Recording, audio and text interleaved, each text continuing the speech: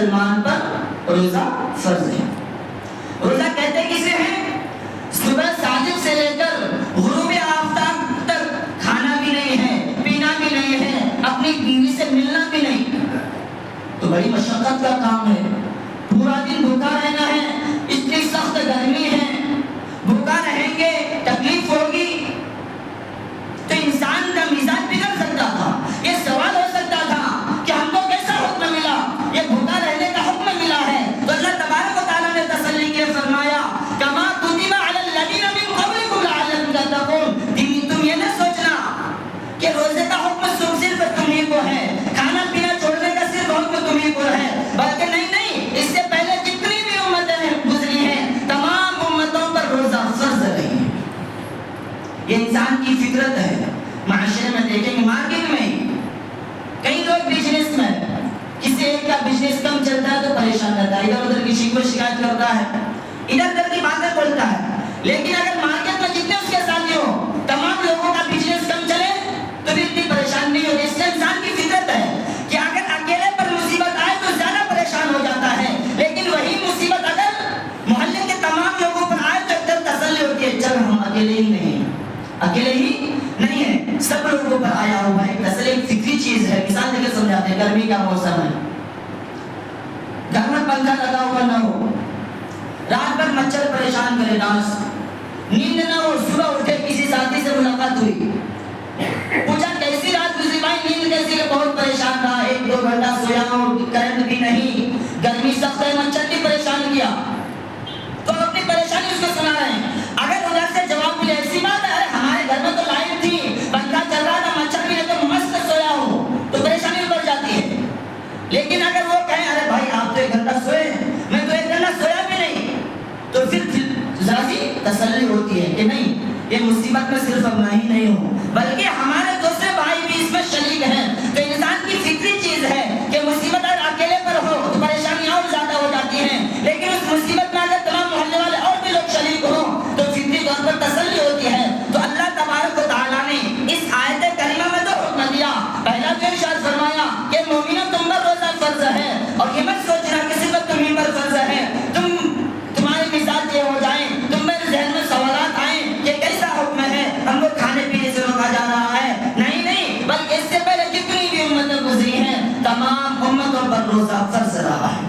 تو میرے دوستو، اس آیت کریمہ میں اللہ تبارک و تعالیٰ نے امت محمدیہ کو فرمایا کہ تم پر روزہ فرض ہے۔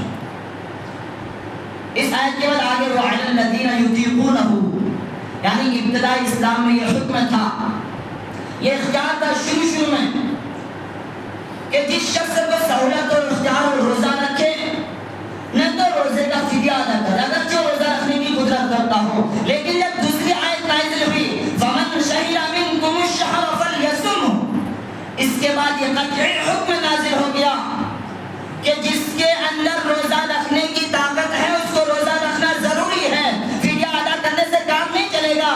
ہاں وہ لوگ جس کو روزہ رکھنے کی طاقت ہے، بہت ہی زیادہ ضعیف ہو چکے، روزہ نہیں رکھ سکتے، یا ایسی بیماری میں مبتلا کہ بھی شفا نہیں ہوگا، تو وہ اس کو شریعت اجازت دیتی ہے کہ روزہ نہیں رکھتے تو بالکل معاف نہیں ہے، لیکن روزے کا آپ پر فدیہ ادا کرنا ہوگا۔ تو میرے دوستو، ہر عاقل بالغ مسلمان پر روزہ رکھنا کیا ہے؟ فرض ہے۔ اور روزہ کسے کہتے ہیں؟ صبح صادق سے لے کر غروب آفتاب تک کھانا پینا اور بیوی سے ملنا، یہ تمام افعال کے چھوڑنے کو روزہ کہتے ہیں۔ روزہ کے بڑے فضائل آئے ہیں قرآن و حدیث میں۔ روزہ ایک ایسی عبادت، ایک لوتی عبادت ہے جس کے بارے میں اللہ تبارک و تعالیٰ فرماتے ہیں، حدیث قدسی ہے، دوسرے دیگر جتنے بھی اعمال ہیں کسی کے بارے میں اللہ تعالیٰ نے فرمایا کہ نماز میرے لیے، میں اس کا بدلہ، اعمال تو سب اللہ کے لیے ہیں، لیکن کسی عمل کے بارے میں خوشخبری نہیں ہے کہ اس کا بدلہ میں خود اپنے ہاتھ سے دوں گا، نہیں، بلکہ اللہ تعالیٰ نے فرشتوں کو مقرر کر رکھا ہے کہ فلاں اعمال کا بدلہ فرشتے عطا فرمائیں گے، لیکن اللہ تعالیٰ فرماتے ہیں الصوم لی وانا اجزی بہ، کہ روزہ میرے لیے ہے اور میں خود اس کا بدلہ دوں گا۔ سوچو میرے دوستو، اللہ تبارک و تعالیٰ کتنے بڑے داتا ہیں، اور یہ مقدار بھی نہیں بیان فرمایا کہ روزہ کا بدلہ کتنا دوں گا، میں دوں گا، کتنا دیں گے اندازہ بھی نہیں لگا سکتے۔ فرماتے کیوں؟ اس لیے کہ میرا بندہ میرے لیے کھانا پینا چھوڑتا ہے، اپنی خواہشات کو چھوڑتا ہے، دن بھر روزہ رکھتا ہے، اسی لیے میں اس کو روزے کا بدلہ میں خود اپنے بندے کو عطا فرماؤں گا۔ یہ عظیم نعمت ہے۔ فرماتے ہیں کہ حدیث یہ لمبی حدیث ہے، فرماتے ہیں حدیث پاک کا جس کا خلاصہ یہ ہے کہ انسان کے، بنی آدم کے تمام اعمال کا جو ثواب ہے وہ 10 گنا سے 700 گنا تک بڑھایا جاتا ہے۔ مثلا ہم سبحان اللہ پڑھیں تو اس کا کم از کم 10 گنا بڑھا کر دیا جائے گا۔ اخلاص جتنی زیادہ ہو اتنی زیادہ بڑھتے بڑھتے اس کا آخری مقدار کیا ہے؟ 700 گنا تک بڑھاتے ہیں۔ لیکن رمضان کے بعد الا الصوم، سوائے رمضان کی، رمضان کے ثواب کا، روزے کے ثواب کا کوئی مقدار نہیں ہے۔ جیسا کہ میں نے صرف فرمایا الا الصوم، اس لیے کہ وہ میرے لیے بنا نے رکھا ہے، اس کا بدلہ میں خود اس کو دوں گا۔ کہ روزہ کھانا پینا چھوڑتا ہے، بیوی سے ملنا چھوڑتا ہے، سخت گرمی ہوتی ہے، پیاس کی تڑپ ہوتی ہے، پانی ٹھنڈے ٹھنڈے رکھے ہوئے ہوتے ہیں، ہر طرح کی سہولیات ہیں، لیکن صرف اسی لیے نہیں کھاتا، اسی لیے نہیں پیتا، اسی لیے بیوی سے نہیں ملتا کہ میرا رب دیکھ رہا ہے، میں خود اس کو اس کا بدلہ دوں گا۔ کہ میرا رب خود، اللہ حدیث قدسی ہے، اللہ تعالیٰ خود فرماتے ہیں کہ کس کو ملے گا؟ کس کو ملے گا؟ روزے داروں کو۔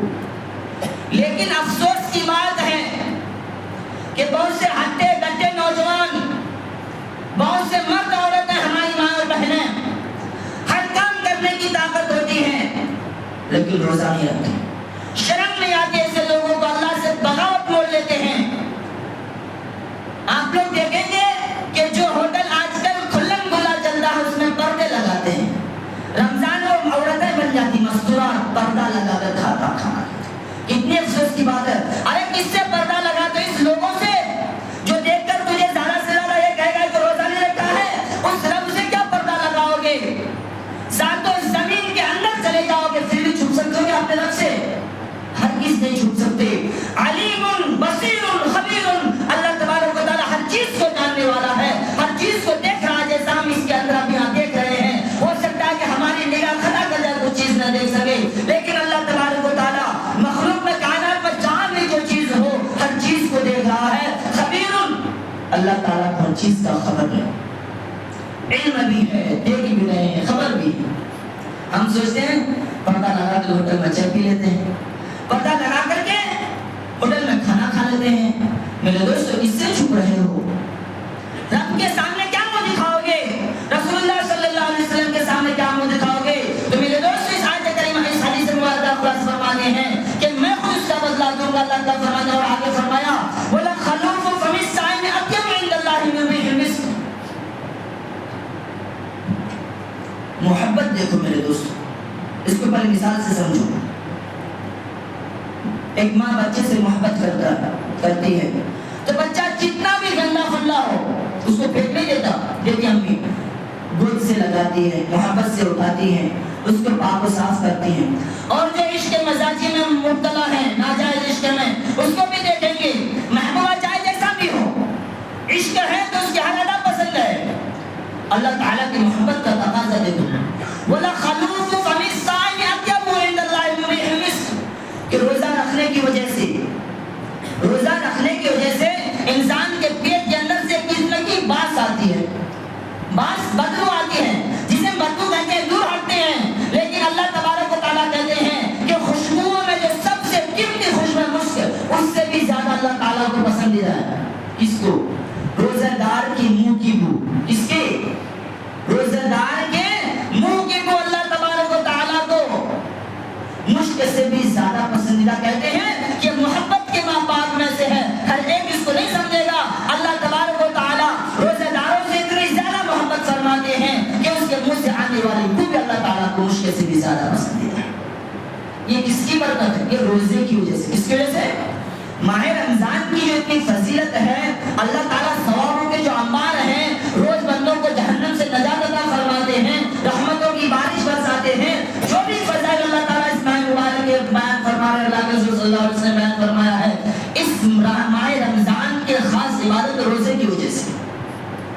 تو کیا کہ روزے دار کے منہ کی بو اللہ تبارک و تعالیٰ کو مشک سے بھی زیادہ پسندیدہ ہے۔ علماء فرماتے ہیں کہ کہ جب کہیں مجلس میں جانا ہو، کسی پارٹی میں جانا ہو، اچھی طریقے سے بن سن کر ادھر ادھر پرفیوم لگا کر جاتے ہیں. جب مجلس میں شریک ہوتا ہے تو فرماتے ہیں کہ کل قیامت کے دن میدان محشر میں جو مجلس لگے گی تو گویا کے روزے دار اپنے منہ سے خوشبو نکلے گی، یہ تیار ہو کر کے میدان محشر میں جمع ہوں گے کہ اس کے روزے داروں کے منہ سے بو آئے گی، خاص خوشبو آئے گی مشکل سے بھی زیادہ، جس سے لوگوں کو پتہ چل جائے گا کہ روزے دار تھا. اور فرماتے آگے وَلِلسَّاحِرِ فَرْحَتَانِ کہ روزے دار کے لیے دو خوشی ہیں.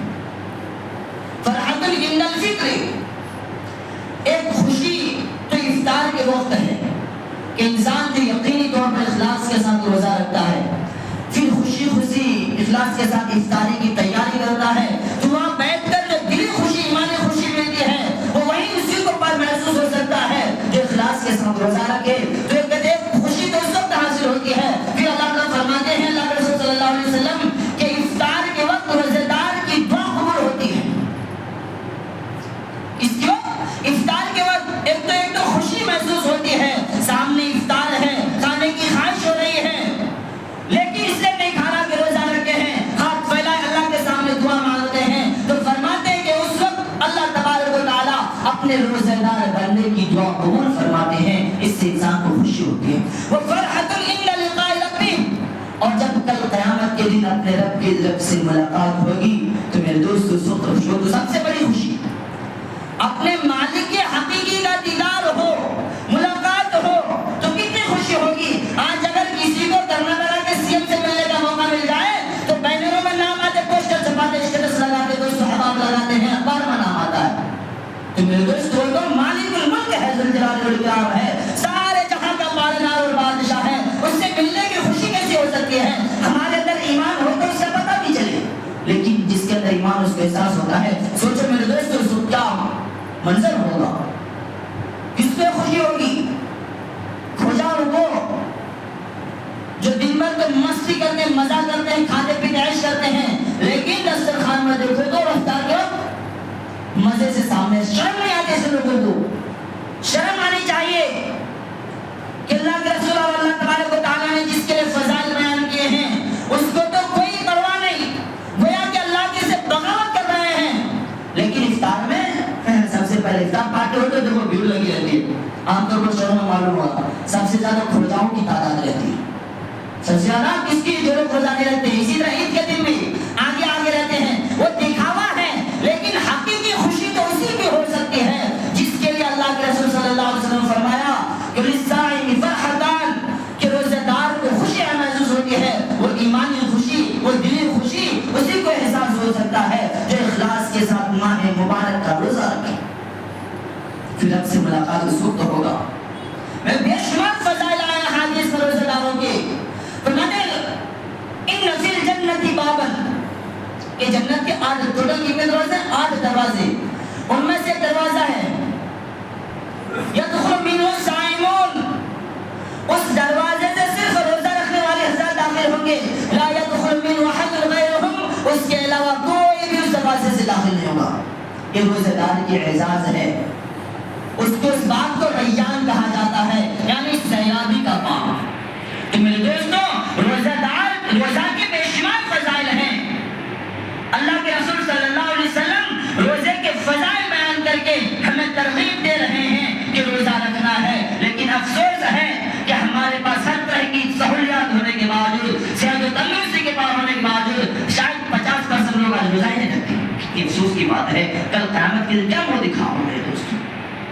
تو میرے دوستوں سب سے پہلے آپ صلی اللہ علیہ وسلم نے شعبان کی آخری تاریخ کو جو لمبی حدیث کو جو خطبہ دیا تھا کہ قد اذلکم شہر عظیم شہر مبارک، کہ مہینہ جو تم پر سایہ فگن ہونے والا ہے، بالکل چھا جانے والا ہے.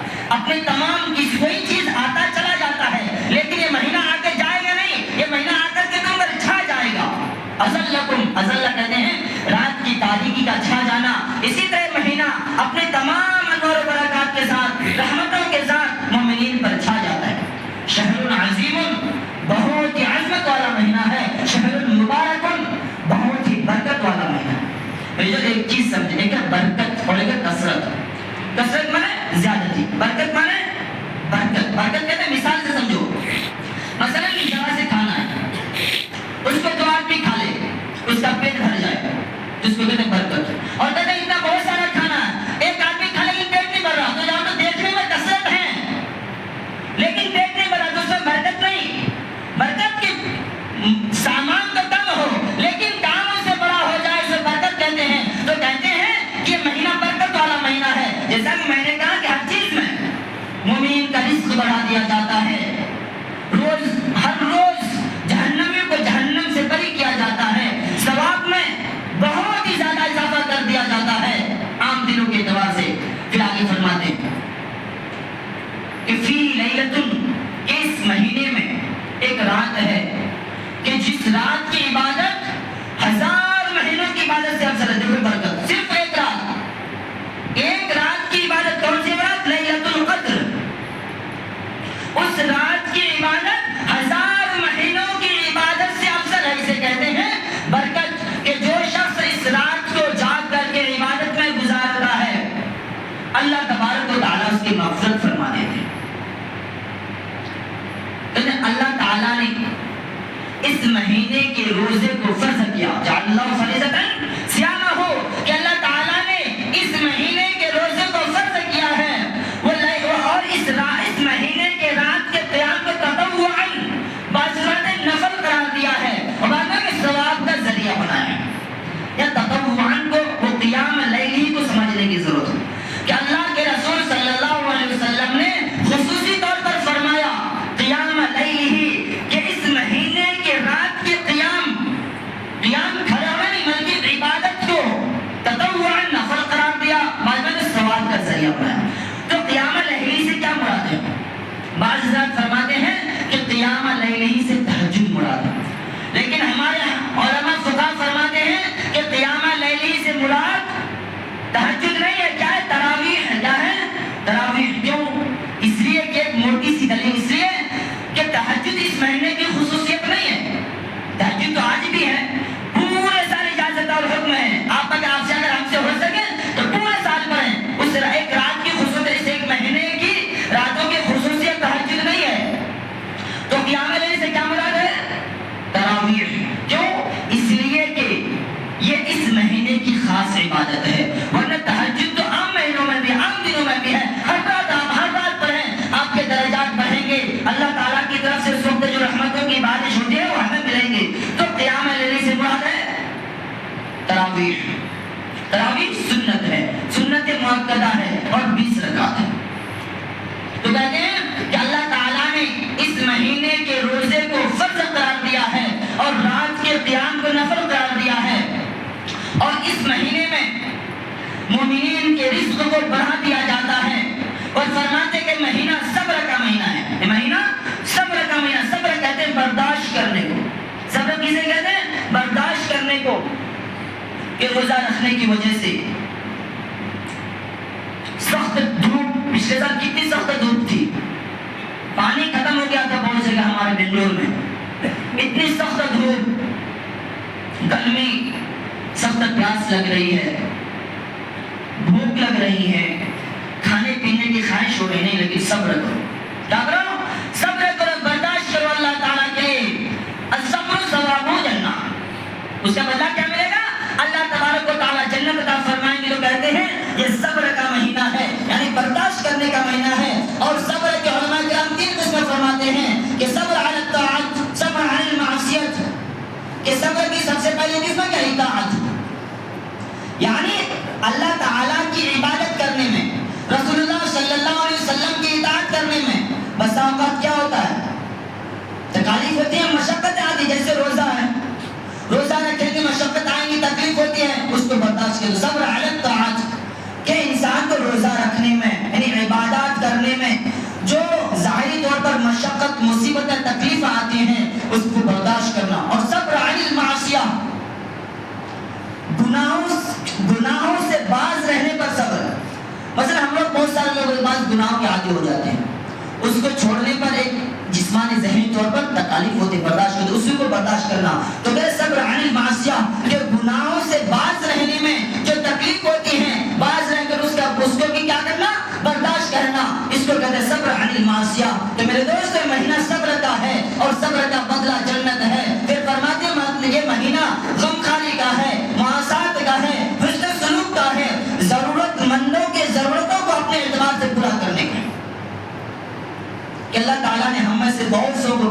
سے نوازا ہے. اپنے افطار میں طرح طرح کے کھانے کی چیزیں بناتے ہیں, سحری میں بہت ساری چیزیں کھانے کی بناتے ہیں, اپنے بچوں کے لیے اچھے اچھے کپڑے پہنتے ہیں, عید کی تیاری کرتے ہیں, ہر چیز کرتے ہیں. تو فرماتا ہے کہ یہ سارے مواسات ہے, یعنی غم خاری کا. ہم کہتے ہیں کہ دوسرے کے غم کو کھاؤ, کیا مطلب کہ دوسرے پر جو مصیبتیں ہیں یا پھر اس مہینے کے انتظامات کرنے میں جو سہولیات نہیں ہو رہے ہیں, اللہ نے ہمیں جتنے استطاعت دیے ہیں اپنے استطاعت کے موافق دوسرے کی ضرورتوں کو پورا کرنے کی کوشش کرنی چاہیے. غربا ہے, فقہ ہے, مدارس ہے, علماء ہیں, ائمہ ہیں, مؤذنین ہیں, جتنے بھی جو بھی حضرات ہیں, اپنے اہل خیر اپنی استطاعت کے موافق کوشش کرنی چاہیے. اور یہ بات بھی ذہن میں رکھنا چاہیے کہ ہر ایک کو ہر مال نہیں دینا چاہیے. جیسے بہت سے لوگ اپنے اس کی وجہ سے زکات کا مال ہر ایک کو دے دیتے ہیں, ہر ایک کو نہیں دینا چاہیے, ضرورت مندوں تک ہی پہنچانا چاہیے. تو شہر مواسات ہے, یعنی غم خاری کا مہینہ ہے, یہ ایک دوسرے کے ساتھ حسن سلوک کرنے کا مہینہ ہے, دوسرے کو ضرورتوں کو اپنی استطاعت کے موافق پورا کرنے کا مہینہ ہے. تو میرے دوستو, ان قریب یہ مہینہ ہمارا مہمان بننے والا ہے. کیا کرنے والا ہے؟ ہمارا مہمان بننے والا ہے. بس ایک دن بچا ہے, آج اور کل انشاءاللہ. اللہ نے اگر ہمیں حیات رکھی, صحت و تندرستی عطا فرمائی ہے, اس مہینے کا خوشی استقبال کرنا ہے اور اس مہینے کا زیادہ سے زیادہ اپنی عبادتوں میں گزارنا ہے. ہمارے اکابر بزرگان دین کئی دن میں ایک ختم قرآن پڑھا کرتے تھے, اپنے اوقات کو زیادہ سے زیادہ نافل میں گزارا کرتے تھے. حضرت حسین احمد مدنی رحمۃ اللہ علیہ بہت بڑے عالم دین, بہت بڑے فقیہ, بہت بڑے بزرگ گزرے ہیں. فرماتے ہیں ان کے ایک شاگرد چاہنے والے آئے, ان کی خواہش تھی کہ آج افطار حضرت کے ساتھ ہو, رات کا کھانا بھی حضرت کے ساتھ ہو, سحر بھی حضرت کے ساتھ ہو. انہوں نے افطاری کی تیاری کی. حضرت مکہ مکرمہ حرم شریف میں عبادت میں مشغول تھے کہ حضرت افطار کرنا ہے. نظر انداز کر دیں کہ ہم صرف کھجور سے افطار کرتے ہیں. تو نے کہا ہم بھی کھجور سے افطار کریں گے, لیکن کھجور افطار کے بعد کچھ کھانا ہے. کھجور کھا لیے, افطاری ہوگی, نماز پڑھ لی. اس کے بعد ان کے چاہنے والے کھانے کی ضد کی, لیکن کھانے میں ہماری جو آج رغبت ہے, ملے تو کھاتے رہو نہیں, ایک دم بے نیازی کے انداز سے ذرا سے کھائیں. اس کے بعد پھر نوافل میں مشغول ہو گئے, نوافل میں لگ گئے, نوافل پڑھتے رہے. عشاء کی اذان ہوئی, عشاء کی نماز پڑھی, تراویح پڑھی. اس کے بعد انہوں نے کوشش کی کہ آئے حضرت اب میرے ساتھ کھا لیں. تو حضرت نے فرمایا نہیں, سحری میں کھاؤں گا انشاءاللہ. پھر حضرت عبادات میں لگ گئے. اور فرماتے ہیں شخص جو آئے تھے ان کے چاہنے والے کے میں سو گیا, حضرت عبادات میں لگے رہے. سحری کے وقت حضرت مجھے خود جگائے ہوئے تھے. حضرت جگائے, ایسا نہیں کہ بڑھیا بڑا پکا تو کھاتے رہیں, ذرا سی کھائے پھر عبادات میں لگ گئے. یعنی ہمارے اکابر بزرگان دین کا معمول تھا کہ ماہ مبارک اللہ تعالیٰ نے ہمیں صحت و تندرستی کے ساتھ عطا فرمائی ہے, تو جتنا سو سکے ہم اس مہینے کا فائدہ اٹھائیں. اور جو شخص اس مہینے میں جس چیز کا عادی بن جائے گا, اللہ تبارک و تعالیٰ اس کے آسانی کے ساتھ پورے سال اللہ تعالیٰ اس کو اعمال خیر کی اس عمل کا توفیق دے گا. فرماتے ہیں آپ کو تہجد پڑھنا ہے, پورے سال صحیح نیت کے ساتھ, پابندی کے ساتھ پورا مہینہ پڑھو, انشاءاللہ اللہ تعالیٰ پورا مہینہ کیا فرمائے گا, آپ کو توفیق دے گا. خود ہمارے نبی صلی اللہ علیہ وسلم جن کی رات و دن عبادت چلنا پھرنا ہر چیز عبادت ہے, ہم عائشہ فرماتی ہیں کہ جب ماہ رمضان آتا شد میزرہو, اپنی کمر کس لیتے. آج کو ہمیں کوئی اہم کام کرنا ہو تو بالکل ہم تیار ہو جاتے ہیں. گاؤں دیہات والوں کو معلوم ہے جو لنگی پہنتے ہیں, اچھا سے لنگی باندھ لیتے, اٹھا کے کس لیتے ہیں, بھائی آج کام کرنا ہے. تو شد میزرہو, ایک دم کمر کس لیتے, بالکل تیار ہو جاتے تھے. عام دنوں کے علاوہ اس میں اور زیادہ بہت زیادہ عبادت کیا کرتے تھے. تو میرے دوستو, یہ ماہ مبارک قریب اگر اللہ نے ہمیں اتنی لمبی زندگی کا فرمائی صحت و تندرستی کے ساتھ, تو ہمارا مہمان بننے والا ہے. ہمیں اخلاص کے ساتھ, خوش دلی کے ساتھ, صحیح نیت کے ساتھ ماہ رمضان کے جو دو اہم عبادت ہے, ایک روزہ وہ تو ہر حال میں رکھنا ہی ہے, تراویح بھی پڑھنی ہے, اور عام دنیاوی مشغولیات کو کم کر کے اپنے زیادہ سے زیادہ اوقات کو عبادات میں گزارنا ہے. ایک حدیث بیان کر کے میں اپنی بات ختم کروں گا. ایک دن رسول اللہ صلی اللہ علیہ وسلم نے صحابہ کرام کو حضور حاضر ہو جاؤ, قریب آ جاؤ. منبر کے قریب ہو گئے. آپ صلی اللہ علیہ وسلم خطبہ دینے, بیان کرنے کے منبر پر تشریف لے جا رہے تھے. جب پہلے سیڑھی پر قدم رکھا درجے پر تو فرمایا آمین. پھر دوسرے درجے پر قدم رکھا, فرمایا آمین. پھر تیسرے درجے پر قدم رکھا تو آپ صلی اللہ علیہ وسلم منبر پر تشریف لے گئے، خطبہ دیا، بیان کیا. اس کے بعد بیان سے فارغ ہو کر جب نیچے اترے صحابہ کرام تعجب کرنے لگے کہ کیا آج ہم ایسی باتیں سنی جن سے پہلے نہیں سنی تھی. تو میرے دوست آپ صلی اللہ علیہ وسلم نے فرمایا کہ جبرائیل علیہ السلام تشریف لائے. انہوں نے فرمایا بد دعا کی. دیکھو جبرائیل علیہ السلام مقرب جو 4 فرشتے ہیں ان میں سے سب سے مقرب زیادہ فرشتوں میں سب سے افضل جن کا مقام سب سے زیادہ ہے حضرت جبرائیل علیہ السلام وہ بد دعا کر رہے ہیں. اور تمام مخلوق میں سب سے افضل کون؟ آپ صلی اللہ علیہ وسلم بد دعا پر آمین کر رہے ہیں. کیا کوئی کہہ سکتا ہے کہ دعا قبول نہیں ہوگی؟ یقیناً ہوگی دعا قبول. آج اگر کوئی بزرگ ہم سے تکلیف پہنچ جائے تو ہم لوگ ڈرتے ہیں کہ کہیں بد دعا نہ کر دیں. ڈرنا بھی چاہیے لیکن یہ انسان ہے، ہو سکتے ہیں غلطی خطائیں. وہ تو میرے دوستوں اشرف المخلوقات رسول اللہ صلی اللہ علیہ وسلم جن کی دعا رد ہو جائے گمان میں بھی نہیں، پھر فرشتہ جبرائیل علیہ السلام وہ بد دعا کر رہے ہیں، آمین کہہ رہے ہیں. فرمایا کہ جب میں نے پہلے سیڑھی پر قدم رکھا درجے پر، فرمایا کہ ہلاک و برباد ہو جائے وہ شخص جنہوں نے ماہ رمضان پایا اور اپنی مغفرت نہ کرائی. اب سو غور کرو کہ رمضان اپنے گناہوں کی مغفرت کا مہینہ ہے. جنہوں نے نہیں پایا، نہیں کرائی مغفرت، وہ ہلاک ہو جائیں. تب سوچو کہ اگر ہم نے ایسی نہیں گزاری رمضان جس طرح گزارنا تھا تو ہماری ہلاکت و بربادی تو یقینی ہے. اسی طرح دوسری بدعا حضرت اسلام نے فرمایا ہلاک و برباد ہو جائے وہ شخص کہ جس کے پاس رسول اللہ صلی اللہ علیہ وسلم کا ذکر ہو اور وہ آپ صلی اللہ علیہ وسلم پر درود نہ بھیجے، یعنی صلی اللہ علیہ وسلم نہ پڑھے. کہ جہاں کہیں بھی رسول اللہ صلی اللہ علیہ وسلم کا نام ذکر ہو سب درود بھیجنا چاہیے.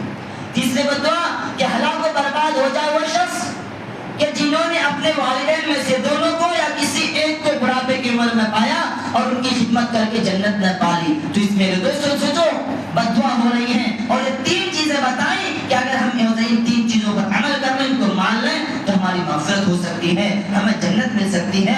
تو ہمیں اس کا خاص خیال رکھنا ہے.